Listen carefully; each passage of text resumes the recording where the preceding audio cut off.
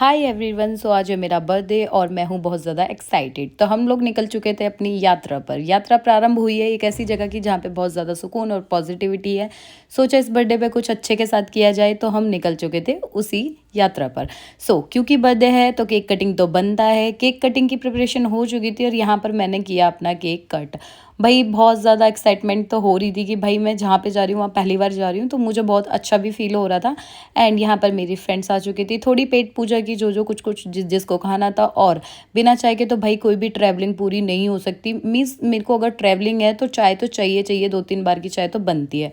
फिर हमने एक और बीच में मन्नत पे ब्रेक लिया और वहाँ पे भी हमने चाय ढूंढी, बट यहाँ पे कुल्हड़ वाली चाय नहीं थी, यहाँ थी ग्लासेस में। उतना मज़ा नहीं आया, बट ठीक है, चाय इज़ अ लव। यहाँ पे कुछ पोजेस दिए और मैंने पहले ही अपने कपड़े वगैरह चेंज कर लिए थे, क्योंकि भाई अपने बस की नहीं था उसमें ट्रैवल कर पाना। खुल के जियो। और फिर हम पहुंच गए थे अपनी डेस्टिनेशन पर। डेस्टिनेशन थी हमारी रिंगस, यानी कि खाटू श्याम जी।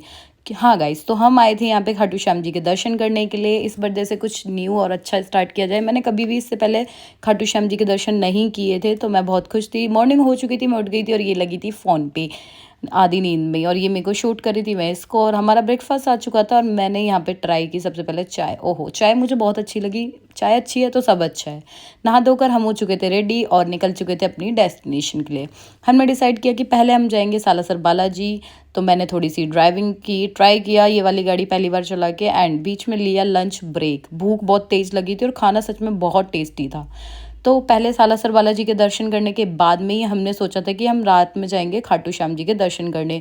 और यहाँ पर हम आ चुके थे गाइज। बहुत अच्छे दर्शन हुए, बहुत ज़्यादा भीड़ नहीं थी, रश नहीं था, बहुत इजीली हर जगह के दर्शन हुए। लाइक बालाजी के भी बहुत अच्छे दर्शन हुए और खाटू श्याम जी के भी बहुत अच्छे से दर्शन हो चुके थे।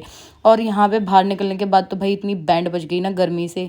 फिर रात होते होते हमने दोबारा से थोड़ा सा अपना चेंज वेंज किया, मेकअप वगैरह ठीक ठाक किया और फिर हम निकल चुके थे खाटू श्याम जी के लिए। रिंगस में तोरण द्वार पे हम पहुंच चुके थे और उसके बाद हमने यहाँ पर स्लीपर निकाली और प्रसाद लिया यहाँ से।